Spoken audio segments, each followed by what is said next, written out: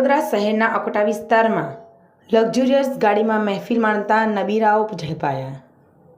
કહેવાય છે કે ગુજરાત એટલે ગાંધીનું ગુજરાત, જ્યાં દારૂ પીવા પર પ્રતિબંધ છે અને જો તમે દારૂ પીતા પકડાઓ તો ગુજરાત પોલીસ તમારી ખેર કાઢી નાખશે, ભલે ગમે તેટલાય મોટા ચમરબંધી હોય। આ શબ્દો એટલા માટે કહેવા પડે છે કે ગુજરાતમાં આવેલી સંસ્કારી નગરી વડોદરામાં અકોટા પોલીસ દ્વારા મોઘીદાટ ગાડીમાં મહેફિલ માણતા નબીરાઓને ઝડપી પાડ્યા છે। જો સમગ્ર ઘટનાની વાત કરીએ તો વડોદરા શહેરના અકોટા પોલીસ સ્ટેશન હદ વિસ્તારમાં અકોટા પોલીસ રાત્રિ દરમિયાન પેટ્રોલિંગમાં હતી।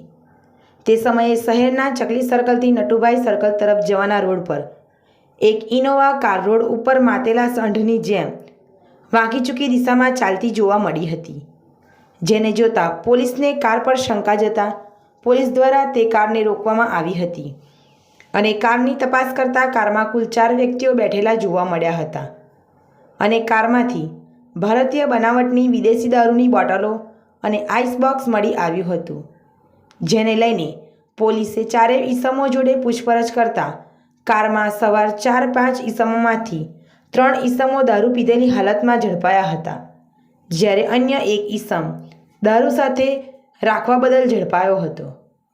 પોલીસ દ્વારા આ 4 નબીરાઓની વધુ પૂછપરછ કરતાં 4 નબીરાઓ આણંદના હોવાનું સામે આવ્યું હતું, જેમાં હિરેન પટેલ, જીગર પટેલ, સ્મિત પટેલ દારૂ પીધેલી હાલતમાં ઝડપાયા હતા, જ્યારે અન્ય એક કેવલ પટેલને દારૂ સાથે રાખવાના માટે અટક કરવામાં આવી હતી।